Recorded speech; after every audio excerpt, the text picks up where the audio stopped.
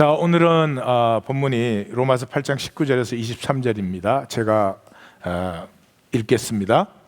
피조물이 고대하는 바는 하나님의 아들들이 나타나는 것이니, 그러니까 하나님의 자녀들이죠.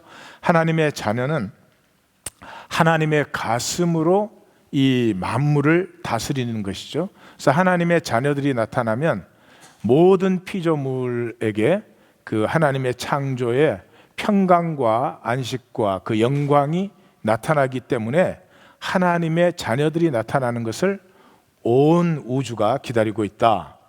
피조물이 허무한데 굴복하는 것은 자기 뜻이 아니요 오직 굴복하게 하시는 이로 말미암음이라.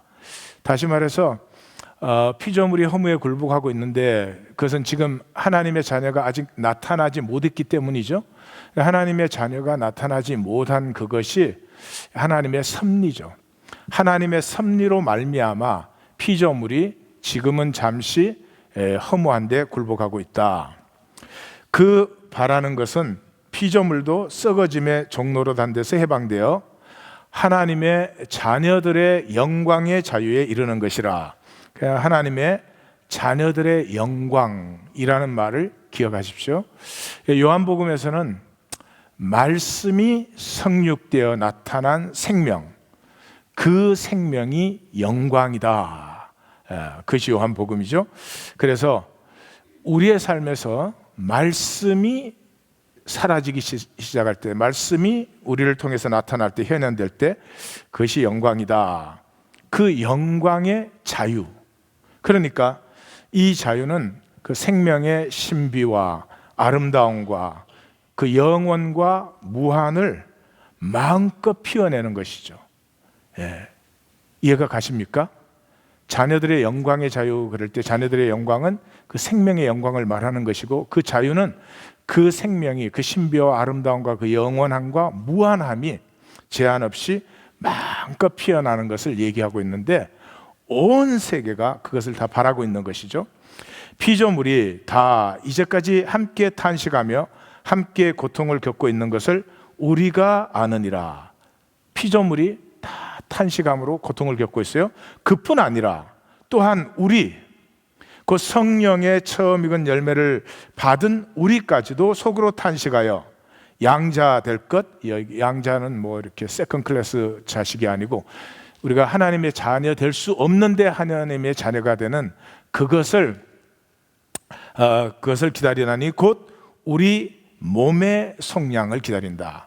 다시 말해서 몸으로 생명이 나타나는 그것을 피조물도 기다리고 있고 우리도 기다리고 있다. 그런 본문입니다.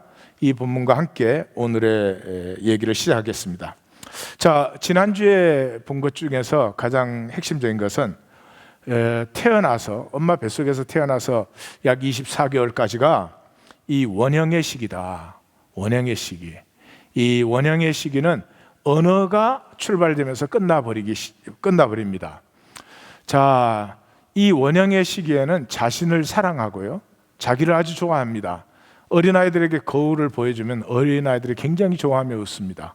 그리고 그 만물과 하나됨을, 엄마와 하나됨, 만물이 다 자기와 하나인 줄 알죠. 심리학은 이것을 허구의 단계라고 불러요. 근데 그럴 수가 없죠. 만약에 허구의 단계라면 어떻게 유니버셜 할 수 있어요? 모든 민족, 모든 문화, 모든 에이지에 이건 똑같이 나타나는 현상이에요. 그러니까 허구라면 나타날 수도 있고 안 나타날 수도 있고, 나타나도 다르게 나타날 수 있어야지. 이 세상에 인간으로 태어나면 모두가 이 성향을 가지고 있다 하는 것은 그것이 우리 속에 들어있는 원천적인 생명의 기억이다.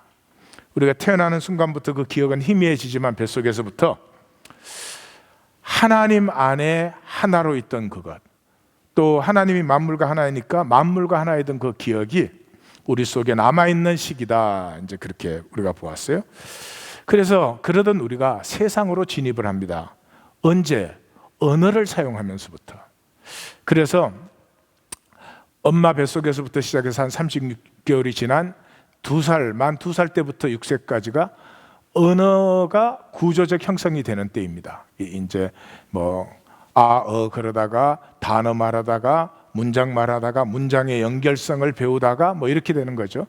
그래서 제가 저기에 구조적 무의식의 형성은 그랬어요. 우리는 무의식이 그냥 뭐 아무 구조도 없는 뭐 이상한 안개 같은 것인 줄 아는데 우리의 무의식은 굉장히 구조적입니다. 예. 그래서 굉장히 우리가 그 무의식을 따라서 염려, 불안, 걱정, 구조 없으면 얼마나 좋겠어요. 쉽게 자해할 수도 있겠죠. 예, 구조적이다 이 말이에요. 그 무의식의 구조가 뭐냐? 언어의 구조라는 거죠. 언어의 구조라는 걸 배웠어요. 그래서 세상으로 진입한다는 말이 언어의 구조 속으로 진입하는 것이고, 우리가 함께 쓰고 있는 언어의 세계로 진입한다는 것은 무의식의 구조로 진입하는 것이다 하는 것을 우리가 지난주에 봤어요. 금방 이해되지 않으실 거예요. 걱정하지 마시기 바라요.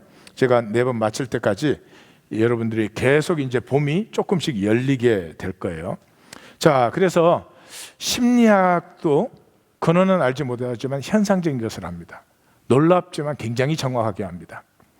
사람이 이 그 원형의 시기에 제일 먼저 일어나는 게 뭐냐? 불신이 일어나요. 믿음이 깨어져요. 이 아이는 자기와 만물이 하나로 느껴지거든요. 근데 태어나 보니까, 아니 뱃속에서부터도 마찬가지겠지만 엄마가 자기하고 하나로 느껴질 줄 알았는데 엄마 그렇게 안 느끼거든요. 자기가 우는데 엄마가 안 나타나요.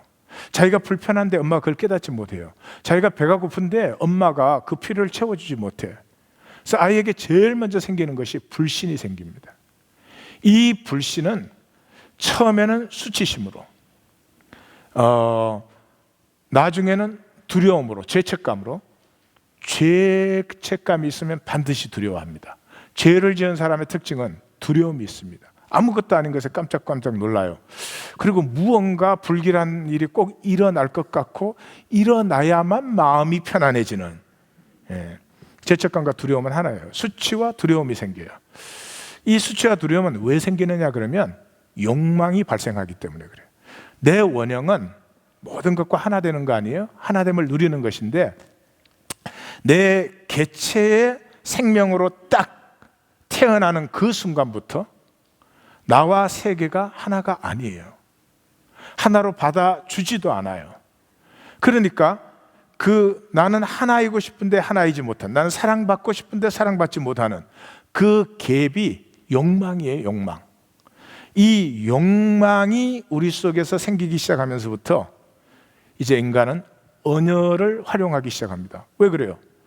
다른 사람과 내 욕망을 교통해야 되겠는데, 또 다른 사람을 통해서 내 욕망을 채우기를 원하는데, 그걸 표현하는 길이 뭐예요? 언어죠, 언어.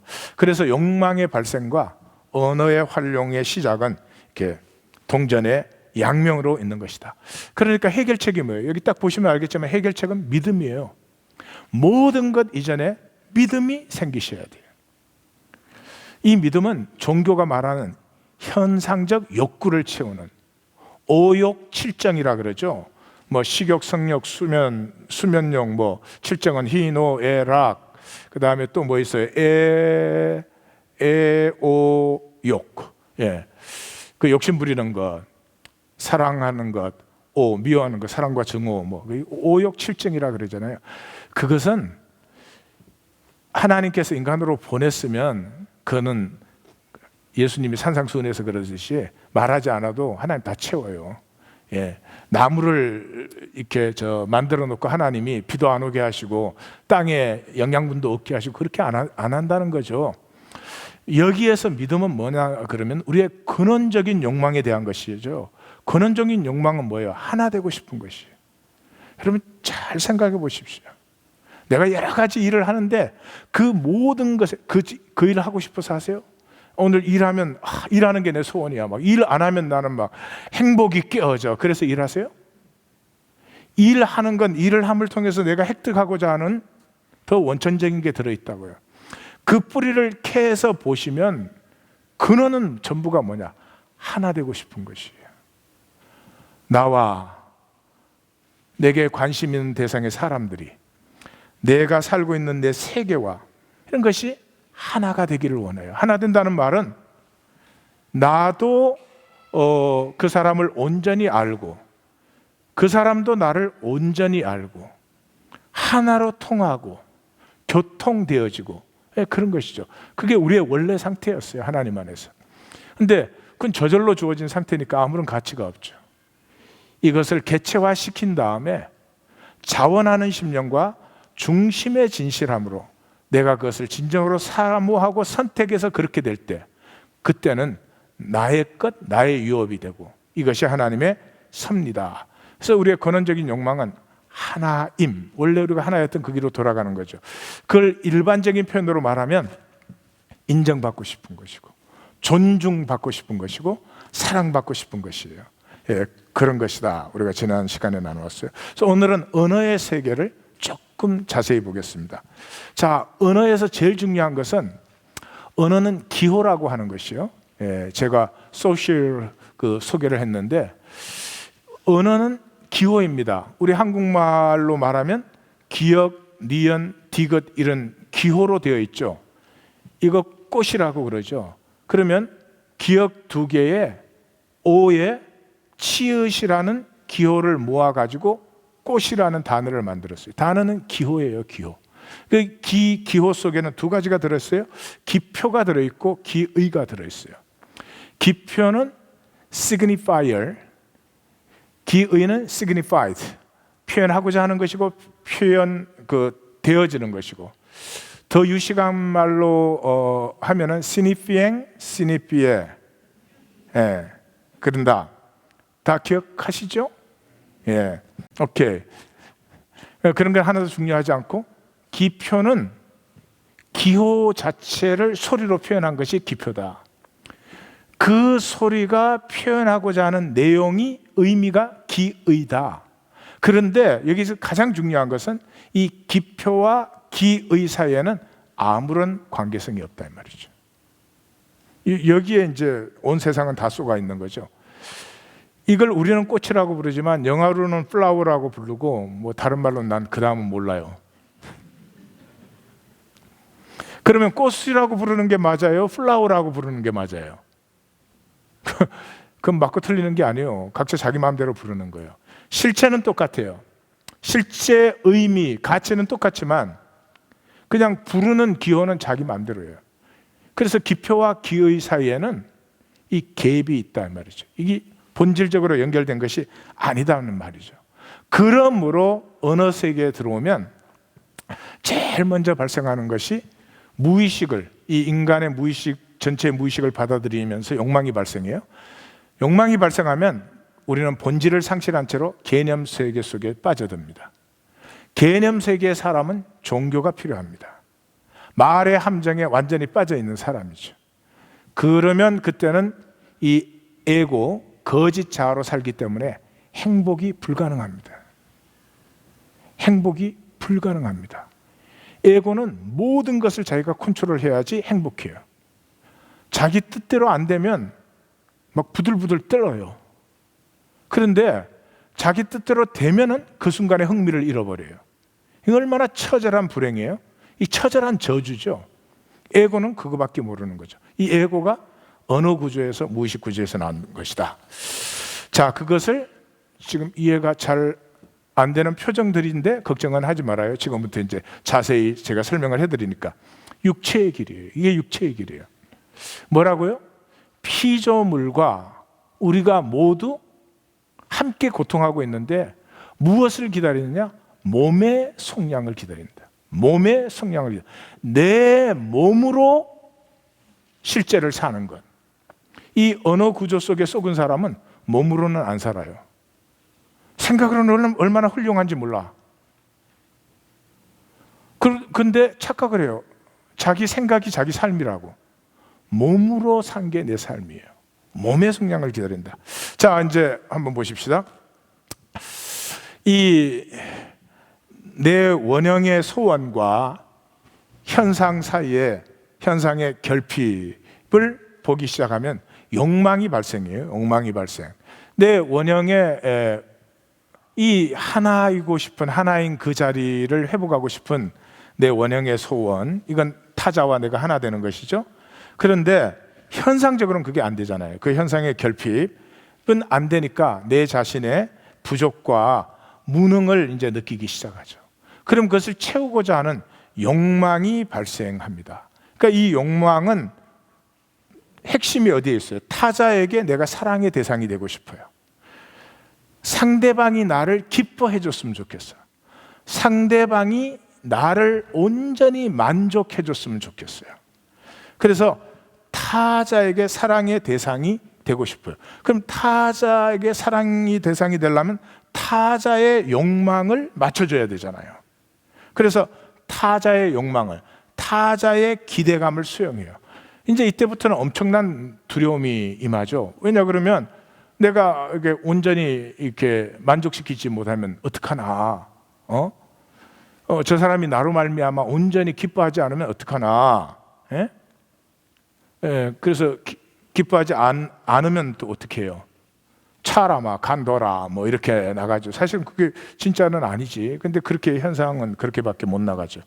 그래서 상대방의 기대를 맞춰 가지고 나를 사랑하고 나를 기뻐함을 얻어내려고 하는 이 무저갱이 이때부터 시작되죠. 제가 그런 말씀 드리죠. 남자들 이렇게 보면은, 일생을 보면은 그 아버지의 기대에, 아버지가 돌아가셨는데도 여전히 아버지의 기대에 무의식적으로 맞추고 있는 그 삶의 모습을 많이 만나죠. 종종. 그래서 우리의 삶이 뭐예요? 어릴 때는 부모의 기대에 맞춰, 그 다음엔 친구들 기대에 맞춰, 그 다음엔 선생님 기대에 맞춰, 친구의 기대에 맞춰, 뭐 이렇게 시그니픽한 아들이 자꾸 바뀌는 거 아니에요. 근데 그 부모가 없어지는 게 아니죠. 부모는 무의식이 되고, 의식화된 부분은 이제 학교 가면 선생님에게 인정을 받고 싶어요. 그 역시 무의식화되고, 그 다음엔 친구들에게 인정받는 게 중요해지고, 이렇게 되는 거죠. 그래서 타자의 욕망을 수용하는 무의식이 우리에게 형성이 되는 것이다. 두 번째, 그래서 이 욕망이 발생하면 언어의 세계로 들어가기 시작하죠. 언어를 사용해가지고 욕망을 채울 수 있는 길은 언어로 통하니까 언어밖에 없죠. 그래서 이 언어의 세계로 들어가면, 언어는 아까 어떻다 그랬죠? 언어는 본질과 아무런 상관이 없어요. 근데 언어를, 말을 하기 시작하면 자기가 그런 존재인 걸로 착각해요. 언어의 세계는 본질과 단절된 개념의 세계예요. 거짓 세계예요. 우리의 정치, 경제, 문화, 교육, 예술, 이거 다 뭐예요? 언어로 되어 있어요. 언어로. 언어 빼버리면 다 없어지는 거예요. 자, 정치에서 언어를 빼봐요. 뭐가 남아요? 우리가 사는 세계는 언어로 되어 있다는 것을 기억하셔야 돼요. 일단 제가 조금 더 설명드릴 테니까. 그러니까 부부가, 남편과 아내가 만나서 한 몸이 될지라 그랬잖아요. 한 몸이 돼야 되는데, 이 개념으로 사는 사람들은, 거짓 자아로 사는 사람들은 뭐밖에 없어요? 현상밖에 없어요. 그러니까 부부로 만나서도 잘생겼냐 못생겼냐, 잘났냐 못났냐, 능력이 있냐 없냐, 나에게 편하냐 안 편하냐, 행복하겠습니까? 그게 다 채워진들 행복하겠습니까? 언어의 세계는 본질과 단절된 개념의 세계예요. 개념은 거짓이에요. 자, 그것이 성경에서는 눈이 밝아진 선악의 세계다. 실제는 상실해버린 채 이 겉모습만 보기 시작하는 거죠. 여기서 언어의 이 현상밖에는 이렇게 묘사하지 못하는 이 언어는 실제화가 불가능해요. 저는 이제 그 신학교 가기 전에는 건축 공부를 했잖아요. 건축이 그렇죠. 이렇게 집을 하나 설계한다 그러면 그 건축가에게 주어진 사명은 그거죠. 행복한 가정을 담을 수 있는 집을 설계를 하는 거죠. 행복한 가정을 담을 수 있는 집이라는 것은 이론적으로는 아빠는 아빠대로의 자기 공간이 충분히 살아있으면서도, 또 엄마는 엄마, 자녀 각각의 공간이 이렇게 서로의 공간이 보호되고 싱싱하게 살아있으면서도 그 공간들이 아주 자연스럽게 함께 어울려서 하나를 만드는 그런 공간을 디자인하는 거죠. 그런데 자, 제가 설계사로서 그런 실제로 불가능하지만 그렇게 행복하게 당겨줄 수 있는 완벽한 집을 설계를 했다.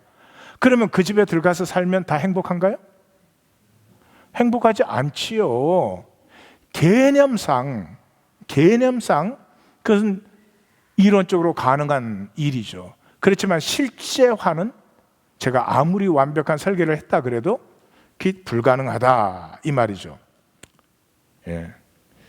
여전히 같은 표정이지만 이해는 다 가신 줄로 믿습니다. 자, 그래서 이 언어의 세계는 두 가지의 특징이 나타나는데 이 두 가지의 특징이 거짓이 통치하는 거예요. 마귀의 통치예요. 실제는 언어 세계에서 표상이 불가능하잖아요.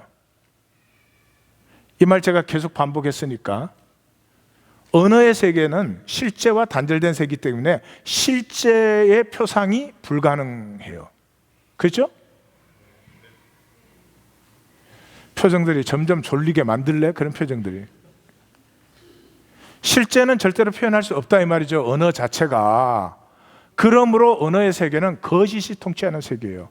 그래서 예수님께서 무엇을 말씀하실 때는 항상 뭘로 말씀하셨다? 비유로 말씀하셨어요. 언어 자체가 안 되니까. 이게 진리를 표현할 수 있는 가장 건접된 방법이에요. 그래서 이 언어의 세계가 거짓의 세계라는 건 뭐에서 간단히 증명이 돼요? 거짓말. 사람들이 의도적인 거짓말을 해요. 아니 언어 자체가 다 거짓이에요. 그런데 그게 모자라서 의도적인 거짓말을 한다고요. 그게 의도적인 거짓말을 한다는 뜻이 뭐예요? 언어와 실제는 차이가 있기 때문에 실제는 어떠하든지 언어를 가지고 장난칠 수 있다. 그래서 의도적인 거짓말이 가능한 거다.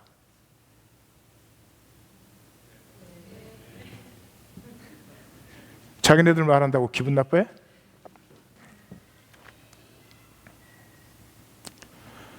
만약에 언어와 실제가 연결되고 하나라면 거짓말을 할 수 있어요, 없어요? 없지요. 예. 그래서 두 가지의 결과가 일어났죠. 언어 세계에서는 허구와 실제가 뒤바뀌었어요. 쉽게 얘기하면 현상적 성공이라는 거. 그게 생명과 행복과 아무런 상관이 없는 것임에도 불구하고 현상적 성공이 실제가 됐고요. 생명이 허구화됐어요. 생명이 허구화. 제가 이렇게 말하니까 실감 안 나죠? 제가 실감 나게 해드리지. 이번에 연사마가 결혼했잖아요. 여기 아줌마들의 구세주 그리스도 연사마께서 결혼하셨잖아요. 그런데 일본에서 그 공개 안 하고 결혼을 하는데도 볼 수도 없는데도 일본에서 그 아줌마들이, 한국 아줌마들도 물론 왔지만 이 돌아도 보통 도는 게 아니고 인생이 허무해도 보통 미치도록 허무한 거예요. 일본에서 수만 명이 몰려왔어요. 그런데 뉴스가 된 거는 뭐냐 그러면 연사마가 결혼하는 것은 가슴으로 아프게 느껴. 근데 그 중에 오신 분의 남편이 돌아가셨어. 근데 그거는 장례식 연기, 지금 내 중요한 일을 하는데 남편이 죽은 건 가슴으로 하나도 안 느껴져. 연사마는 가슴으로 느껴져요. 에? 드라마 보면 가슴으로 느껴져요. 근데 내 삶은 가슴으로 안 느껴져요. 머리로밖에 계산 못해요. 더 직접적으로 말씀드리자면 돈은 가슴으로 느껴져요. 말씀과 예배는 머리로만 해요. 왜 그래요? 언어 세계 속에서는 허구와 실제가 완전히 뒤바뀌어 있어요. 그걸 우리가 잘하고 못하고 문제가 아니에요. 여기에 대해서 우리가 깨어지지 않는 한은 우리는 허구를 가지고 하나님 부르죠. 그게 우리의 진실이잖아요. 그 다음에 실제는 존재하지 않는 상징이 되어버려요. 그러므로 이런 말이에요. 우리는 감옥을 만들었어요. 감옥이 항상 있었던 게 아닙니다. 이 꽤 근대화된 건데 감옥을 만들었어요. 감옥을 만들므로 말미암아 감옥 바깥에 있는 사람은 이렇게 생각해요. 우리는 자유한 사람들이에요. 그래요? 감옥 바깥에 있으면 자유해요? 감옥 안에 있는 사람이 얽매여 있어요? 아니요. 반대 경우가 수도 없이 많아요. 디즈니 월드를 만들어요. 그래서 디즈니 월드는 환상의 세계니까 우리는 실제 세계에 살고 있다. 이렇게 만들어요. 우리가 실제 세계에 살고 있어요? 아니에요. 저는 10년을 북한을 매년 들어갔잖아요. 그 북한 선교 하시는 분들 참 이해 안 가는 것 중에 하나가요. 그 북한을 갔다 오면 우리는 막 자유세계에 살고 있는데 북한은 막 저렇게 얽매여 가지고 완전히 말도 똑같이 하고 표정도 똑같이 하고 저 사람이 어떻게 사냐 이래요. 그래요 정말? 우리 자유합니까? 자본주의 세계 속에서 자유하시죠? 아주 자유하시죠? 자기의 진정한 소망 살고 계시죠? 어쩌면 북한보다 우리가 더 얽매여 있죠, 사실은. 현상적으로 풀어나왔을 뿐이지 실제로 나 자신과 나의 삶에 대해서는 제가 볼 때는 뭐가 북한을 안타까워해요. 예? 북한을 안타까워하려면 이 정도는 돼야지 뭐. 내가 초등학교도 못 나왔어도 뭐 그것 때문에 나 부끄럽거나 뭐 부족하게 생각되는 거 없어. 예? 내 소유가 어떻든 내 조건이 어떻든 내 외모가 어떻든 나는 나로 충분히 행복해. 그럼 그렇게 말할 수 있지만 차 한 대를 사도 남이 보기에 그럴듯한 차를 타야지 이 차 타기는 창피하다 그러면 북한이 더 자유한 거예요? 우리가 더 자유한 거예요? 이렇게 되면 종교는 필요가 됩니다. 왜냐 그러면 아무리 그렇게 살아봐야 우리 속에는 영원히 없어지지 않는, 이건 축복이자 저주죠. 영원히 사라질 수 없는 하나님의 원형이 우리한테 있잖아요. 이걸 꾹 눌러놓고 있지만 없애버릴 수가 없잖아요. 그러니까 종교적으로 표현을 하는 거죠. 그래서 언어로 만든 구원과 천당이 필요해요. 예수 믿는다고 해요. 믿는다고 하면 구원 받았습니다. 그러면 구원 받았는데 생명 지금 못 사니까 뭐라고 해요? 죽으면 천당 간다 이래줘요. 실제로는 아무도 실제로 안 믿는 거죠. 그 주일학교에서 그랬대잖아요. 천국 가면 다 좋지요? 그럼 학생들이 다 예 그랬어요. 그럼 지금 갈 사람 손 들어요. 그랬더니 아무도 손 안 들었대. 그러니까 애들도 알아. 그건 언어가 만든 말의 함정이지. 그걸 우리가 실제로 만약에 붙들고 있다면은 글쎄 종교 생활은 하겠죠. 내 삶 속에서 생명이 자랍니까? 생명의 자유함과 그 생명의 권세를 누릴 수 있습니까? 없죠. 없죠. 예. 그것도 주일학교에서 그랬대잖아요. 여러분 어떻게 해야 천국 갑니까? 그러니까 뭐 애들이 여러 가지 대답을 이제 뭐 했대요. 뭐 예수 믿어야 갑니다. 어째야 갑니다. 그런데 철수는 아무 말 안 하고 있더래요. 그래서 철수 너는 그랬더니 죽어야 갑니다 이러더래요. 기가 막힌 죽어야 갑니다. 자, 제가 이 교회 안에 들어와서요, 제 평생의 갈등이 알고 그런지 모르고 그러는지는 모르지만 종교인들은 완전히 말장난의 사람들이 언어의 유희예요. 그러니까 이 기독교인들의 말을 들으면 그렇게 훌륭하고 그렇게 아름답고 그렇게 고귀한 삶을 사는 거예요. 그런데 실제는 그래요? 제 실제를 보고 계시니까 잘 아시죠? 예. 뿐만이 아니에요. 이 기독교는 구원을 말의 장난도 좋은데 너무 값싸게 만들어가지고 부흥회 와가지고 말이죠. 믿는다고 나오면 구원. 너무 값싸게 해줘가지고 세상의 기독교인의 말처럼 불진실되고 불성실하고 말이죠. 교회 안에서는 잘못해서도요, 제가 잘못한 것입니다, 저를 용서해 주십시오. 들어보셨어요? 안 믿는 사람도 자기가 실수하면 그 정도는 합니다. 믿는 사람은 얄짤 없어요. 원수같이 싸우고도, 싸웠으면 잘했든 못했든 다음에 만나면 그때 참 제가 잘못했습니다 그래야 되잖아요. 예? 교회 안에서는 모두가 어려워. 모두가 어려워. 왜 그래요? 말을 어렵게 하니까 진짜 자기가 어려운 줄 알아요. 그래서 기독교에는 회개가 불가능해요. 기독교인은 회개가 불가능합니다. 하나님을 죽이면 죽였지 회개하지 않습니다. 아주 무섭고 위험한 것입니다. 이것에 대해서 정말 우리가 가슴을 쪼개미 있어야 되는 것이죠. 이 말의 함정이 뭐예요? 원형의 그 현상적인 표현은 어렵죠. 이 원형을 표현할 수 있는 건 몸밖에 없어요. 실제는 몸으로만 사라지는 거죠. 그래서 뭐예요? 예수님이 오셔서 한 게 그거 보여주신 거 아니에요. 요한복음 1장 14절 다 같이 읽습니다. 말씀이 육신이 되어 우리 가운데 거하심에 우리가 그의 영광을 보니 아버지의 독생자의 영광이요 은혜와 진리가 충만하더라. 생명이 몸을 통해서 현현되면 반드시 영광이에요. 뭐가 영광이에요? 번쩍번쩍 하는 거예요? 아니에요. 은혜와 진리예요. 은혜와 진리. 그런데 우리는 왜 그러면 그 은혜와 진리로 가지 않고 종교로 갈까? 삶이 어려우니까요. 삶 자체가 어렵잖아요. 삶이 어렵기 때문에 우리는 현상적으로 도피하고 싶어요. 그러니까 몸으로 사는 건 힘드니까 생각으로 하면 얼마나 좋아요. 생각으로 해버리면 얼마나 쉬워요. 그래서 종교는 이 make believe, 이 기독교에 부흥사들이 그거 하지 않았어요.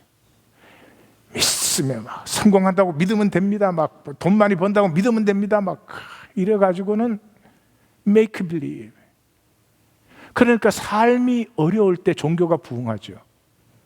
여러분 제1세계에서 종교가 부흥됩니까? 제3세계 가난한 나라에 가면 종교가 부흥되잖아요.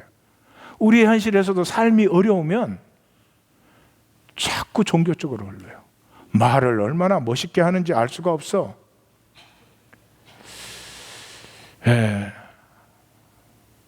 미성숙의 특징은 두 가지예요. 말에 목숨을 걸어요. 말에 목숨을 건다니까. 특별히 다른 사람이 말에 목숨을 걸어요. 다른 사람이 뭐 나 조금이라도 뭐 받아들이지를 못해요. 그 다음에 세우는 건 자존심밖에 없어. 자존심. 자존심을 세우는 사람은 자기 스스로 잘 알아야 돼요. 자존감이 없기 때문이에요. 자존감이 있는 사람은 자존심이 없어도 괜찮은 거죠. 자존심은 말로 세우는 것이죠. 자존감은 몸으로 사는 것이죠. 이렇게 되면은 우리 안에 최후의 역사가 이고의 역사가 돼요. 거짓 자아가 진짜 나를 대체해버려요. 거짓 자아는 계산뿐이에요. 힘들고 아픈 얘기지만 부부 사이도 계산밖에 없어요. 에드가 알렌 포우가 도둑맞은 편지라는 그 단편을 썼잖아요. 그 뭐 얘기는 간단한 얘기죠. 근데 의미는 상당히 심오해요. 왕비가 그 왕이 읽어서는 안 되는 편지를 이제 가지고 있었는데 왕이 갑자기 들어닥친 거예요. 그 왕비가 너무 당황했죠. 근데 그때 편지를 딱 치우면 왕이 눈치를 채니까 왕이 눈치를 못 채도록 편지를 그냥 딱 열어뒀어요. 근데 이게 왕이 딱 들어올 때 당황하는 걸 왕은 못 봤어요. 근데 그 왕의 신하가 딱 봤어요. 그래서 이 신하가 왕비가 보는 앞에서, 왕이랑 왕비 다 있는 앞에서 그 편지를 자연스럽게 접어가지고 자기 주머니에 딱 넣고 가는 거예요. 그러니까 자, 이제는 알려지지 않아야 될 내용이 도둑을 맞았으니까 이 신하가 왕비를 좌지우지할 수 있게 됐죠. 그렇기 때문에 슬쩍 가져가지 않고 왕비가 보는 앞에서 자기가 갖고 간다는 걸 분명히 해주고 갖고 가버리는 거예요. 왕비는 자기 친위들을 시켜서 이 편지를 되찾으려고 하는데 편지를 못 찾아요. 그러니까 우리로 말하면 사립탐정 같은 것을 고용해가지고 그 편지를 찾게 합니다. 그러나 이 줄거리가 중요한 게 아니고 이 속에서 얘기하는 것은 여기 있는 당사자들이 진실에 아무도 관심이 없어요. 왕도 사건이 진행이 되면서 눈치를 챘어요. 그렇지만 왕도 그 진실에 관심이 없어요.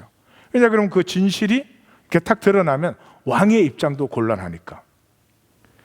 이 편지가 이렇게 움직이는 것을 통해서 상황을 이용해서 누가 어떤 이익을 취할 수 있느냐, 그거밖에는 아무도 관심이 없어요. 우리의 삶 아닙니까? 우리의 삶이 진실을 원합니까? 어떤 상황과 조건 속에서 내 이익을 어떻게 하면 챙기느냐 하는 것을 생각하는 것입니까? 아프지만 이것이 언어 구조 속에 담긴, 언어를 통해서 표현되는 인간의 집단 무의식 구조 속에 들어있는 우리의 삶의 진실입니다. 그래서 행복이 불가능해요. 애쓰고 힘쓸수록 원형에서 점점 멀어져요. 내 이익을 챙기면 챙길수록 사실은 내가 진실로 원하는 그 하나됨에서 점점 더 멀어지는 거죠. 그러니까 행복이 불가능해요. 능력이 없는 것도 아니고 능력이 뭐 없어서 안 되고 그런 게 아니죠. 여기에서 언어는 분명해지죠. 인간의 언어는 절대로 교통을 위한 것이 아닙니다. 나됨을 나누고 너됨을 나누기 위해서가 아닙니다. 이것은 욕망 충족의 기제입니다. 언어는 욕망 충족의 기제입니다. 그래서 언어 보시면 알잖아요. 언어에서 두 가지죠. 하나는 자기 방어와 또 디아들 사이드는 잘난 척하는 거죠. 잘난 척하는 거죠. 막 에드가 알런 포우 막 얘기하면서 나는 이런 거 알아 막 이렇게 막 그 이상한 이 언어를 가장 선명하게 볼 수 있는 데가 어디예요? 동창회 가면 알아요. 동창회 가면 서로 진실한, 오래된 친구니까 서로 진실한 자기를 나눠요? 동창회 못 가시는 분은 아줌마 모임 가면 돼요. 아줌마 모임. 아줌마 모임도 왕따 당한 사람은 국회의사당 가면 돼.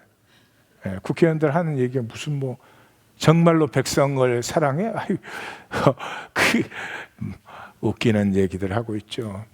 그거는 괜찮아. 뭐 동창회 가서 뭐라고 하든 아줌마들이 모여서 뭐라고 하든 국회의사당에서 뭐라고 하든 그건 큰 문제가 아니지만 부부 사이의 대화, 진정한 나눔입니까? 욕망 충족의 기제입니까? 거듭나지 않으면, 종교적 거듭남 붙들고 거듭나지 않으면 우리만 안타까운 것입니다. 그 사랑의 예수님이 왜 모든 가르침에 끝날 때는 꼭 바깥 어두운 데서 슬피 울며 이를 갈미 있으리라 그렇게 말을 해요. 절대로 무슨 일이 있어도 이 생명의 원형은 없어지지 않잖아요. 하나님의 생명이니까. 이것이 피어나지도 못한 딱딱한 껍질에 갇혀서 영원히 그렇게 돼서는 안 된다는 거죠. 피어나면 영광인데, 그러면 언어가 뭐예요? 현상의 모든 게 언어죠. 현상의 모든 게 언어예요. 지위가 언어예요. 학력이 언어예요. 학력이 가만히 있어도 말을 한다니까요. 난 유식한 사람이야, 뭐야, 이렇게.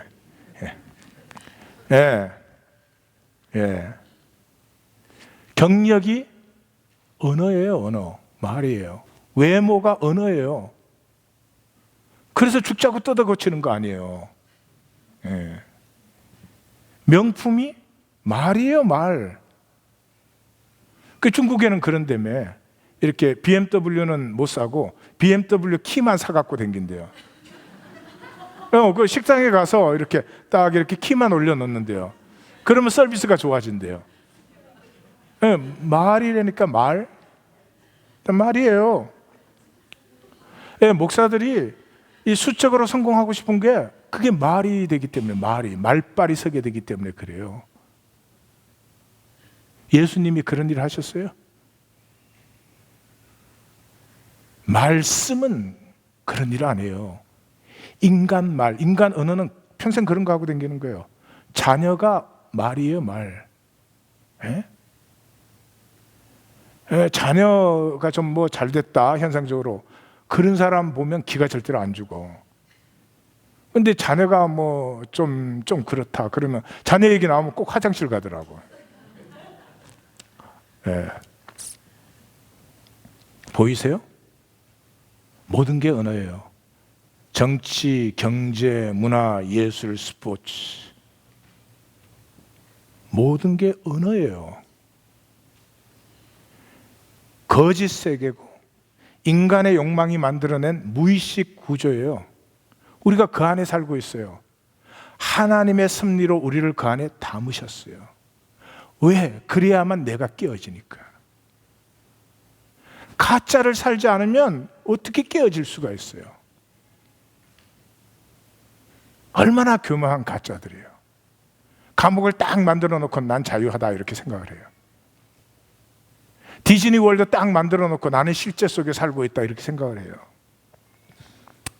그러므로 이 육체의 길을 떠나서 영의 길로 들어서야 됩니다. 영의 길은 꿈을 꿈으로 시작합니다. 꿈은 아무나 꾸는 게 아니에요. 예? 찬송가 있다며요. 꿈은 아무나 꾸나 뭐예요.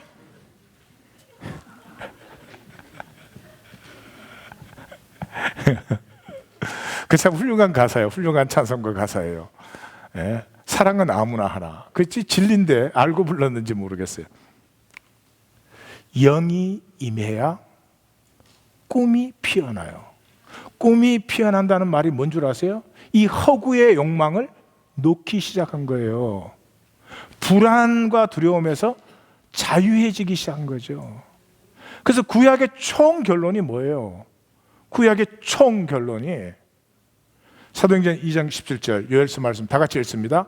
하나님이 말씀하시기를 말세에 내가 내 영을 모든 육체에 부어주리니 너희의 자녀들은 예언할 것이요 너희의 젊은이들은 환상을 보고 너희의 늙은이들은 꿈을 꾸리라. 그렇습니다. 영이 임하지 않으면 꿈이 피어나지 않습니다. 꿈이 피어나면 허상의 세계는 이제 끝이 도래한 것입니다. 말세가 되는 것이죠. 자, 이 꿈을 꾸는 것을 믿음의 회복이라고 하는 것입니다. 믿음은 내 생각이나 내 머리로 믿습니다 하는 게 아니고요. 예, 내가 믿은 거 뭐 다음 순간에 또 못 믿을 수도 있잖아요. 믿음이 회복돼요. 그게 뭐냐 그러면 이 허구의 삶이 실제가 아니라 내 안에 그토록 오랜 소원으로 가물가물하게 있었던 그 원형이 실제라고 하는 거죠. 그래서 믿는 사람이 다 함께 있어 모든 물건을 서로 통용하고 또 재산과 소유를 팔아 각 사람의 필요를 따라 나눠주며 날마다 마음을 같이하여 성전에 모이기를 힘쓰고 집에서 떡을 뜨며 기쁨과 순전한 마음으로 음식을 나누었다. 이게 당연해져요. 사람이 어떻게 저렇게 살아? 그 사람 믿음이 없는 거죠. 믿음이 없다는 말은 이 개념의 세계, 언어의 세계, 인간 무의식의 세계, 거짓의 세계가 그 사람에겐 전부예요. 절대로 저건 일어날 수가 없는 일이지. 만약에 하나님의 영이 임해서 만유가 하나 되는 꿈이 내 속에서 싹트기 시작한다면 제일 먼저 나타나는 게 이것이죠. 우선 가정에서부터 하나됨이 나타나겠죠. 사랑하는 성도님, 오늘 말씀이 좀 무거운 말씀이에요. 그죠? 예. 옆에 분에게 맨날 곧다우로 해놓고, 예. 이것도 은사예요. 참, 어쩜 이렇게 성도들을 때를 따라 못 살게 구는 은혜를 받아. 예. 예, 제게가 뭐 쉬운 얘기, 믿으면 복 받습니다 그런 얘기 안 하는 거 제가 알지만 오늘 말씀은 우리가 사실은 알죠. 사실은 알지만 모른 척하고 감추어놨던 걸 그냥 그대로 말하니까 힘드시고 저도 힘들고 그렇죠. 조금만 더 힘드십시다. 우리가 진정 두려워하는 게 뭘까요? 우리가 진정 두려워하는 거. 하나님교회 1번 답변은 설교 길어지는 거예요. 1번 말고 2번, 3번. 우리가 진정 두려워하는 두 가지.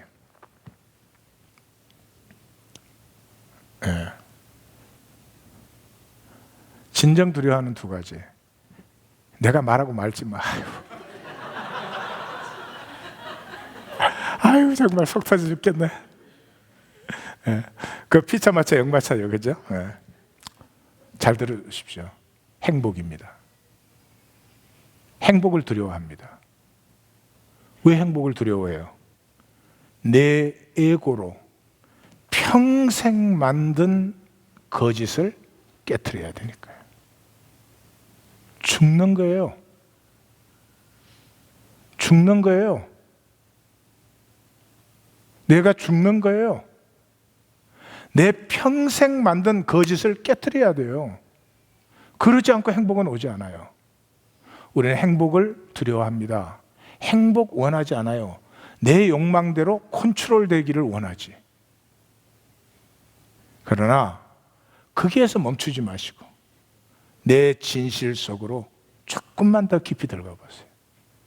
우리가 영원히 원하는 건 행복이에요.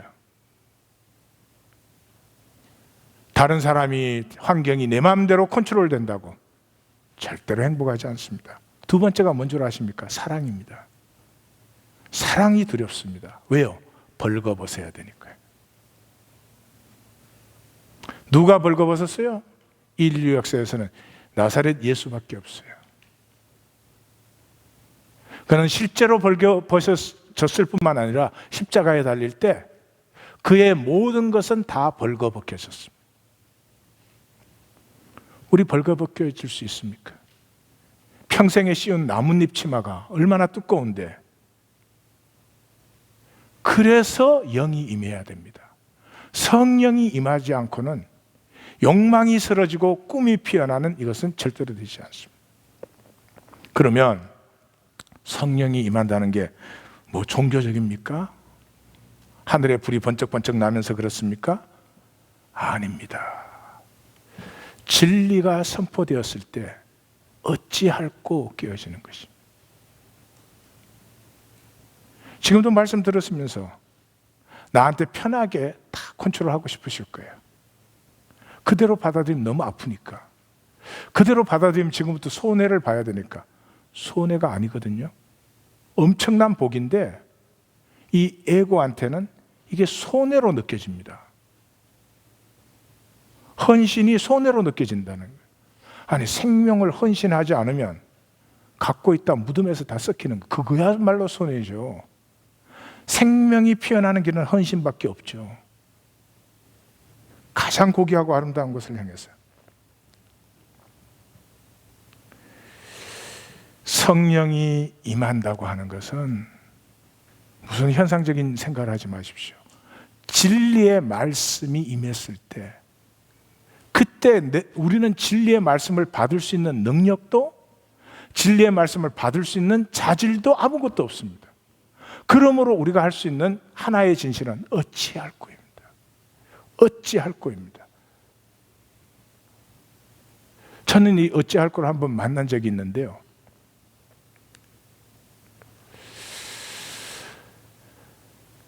똑똑하고 능력 있고 사람들에게 인정받고 믿음도 좋은 28살짜리 아들이 죽었어요. 그 엄마가 맨날 며칠을 이 한마디밖에 못하더라고요. 어찌할꼬. 울다 또 멈추면 어찌할꼬. 다른 말이 없더라고요. 그게 어찌할꼬예요. 내가 그 해결할 수 있는 능력이 있으면 좋겠는데, 아니 내 몸을 불사르게 내어줘서라도 어떻게 해결할 수 있으면 좋겠는데, 나에게 달린 문제가 전혀 아니에요. 내 평생을 이 거짓 구조 속에서 내 거짓이 네 거짓보다 더 앞서느냐 못 쓰느냐, 그걸로 평생 살아온 거거든요. 이걸 어떻게 돌이켜? 우리에게서 고백될 수 있는 말은 그거밖에 없어요. 어찌할꼬라고 했을 때 베드로가 한 말이 너희가 회개하여 각각 예수 그리스도의 이름으로 세례를 받고 제사함을 받아라. 그리하면 성령의 선물을 받을 것이다. 이렇게 했습니다. 평생의 위선, 평생의 더러운 이익, 나 스스로 나를 복되게 살지 않고 그러고는 자존감을 느끼지 못해서 거짓 자존심으로 나 절대로 무시하지 마, 나 불쌍하게 보지 마, 그러고 막 I don't know, 그러고 살고 있는 거죠. 예수 그리스도의 이름으로 이 세상 언어의 유일한 진실은 예수 그리스도의 이름밖에 없어요. 그 외에 진실이 있습니까? 아무리 훌륭한 말이라 할지라도 그 외에 진실이 있습니까? 없습니다. 그런데 뭐라고요? 이 약속은 얼마든지 부르시는 자들. 누가 부르시는 자들이에요? 받는 자가 부르시는 자들이에요. 아브라함 시대 아브라함 하나만 찍어서 하나님 불렀으면 그건 불공평하지. 모두를 부르죠. 너가 만든 거짓 본토 친척 아비의 집을 떠나. 약속을 향해서 떠날 수 있느냐? 아브라함이 받았어요. 부르시는 자란 말은 받는다는 말이죠. 회개는 내가 뭘 잘못했구나, 이렇게 하면 하나님한테 혼나겠구나, 그런 게 아닙니다. 그거는요, 안 믿어도 다 따라오는 거죠. 회개라고 하는 것은 에고의 거짓으로 살던 나의 너무 불쌍함, 천박함을 만났기 때문에 원천의 나, 하나님이 창조하신 나를 향한 타는 목마름으로, 그것도 찬송가가 있다고. 예? 타는 목마름으로 민주주의여 만세 할 때도 있지만 그것도 다 필요한 거죠. 그러나 그것은 다 상대적인 것입니다. 우리 생명과 인생에 있어서 타는 목마름으로 죽기 전에 반드시 한 번은 찾아야 될 것, 그것은 나의 진실, 하나님이 창조하신 나를 찾는 것. 그것은 누구에게든지 일어나야 됩니다. 이 밤이 그 밤이 되시기를 주의 이름으로 축원합니다. 우리는 광야의 이스라엘 백성이 되어서는 안 됩니다. 하나님이 부르시고 건져까지 주셨지만 그들은 약속을 신뢰하지 않고 결국은 실패해버렸습니다. 우리는 다시 한번 또 광야의 이스라엘 백성이 될 수는 없습니다. 거짓 애고로 살고 거짓 예고의 기술이 좀 좋으면 다른 사람보다 잘난 척하든, 주님 이 삶에서 내 진실이 피어나는 하나님이 창조하신 내가 나로 이제는 돌이키게 하옵소서. 생각이 아니고 몸의 삶이 돌이키게 하옵소서. 우리 찬송을 같이 한 후에 같이 기도하도록 하겠습니다.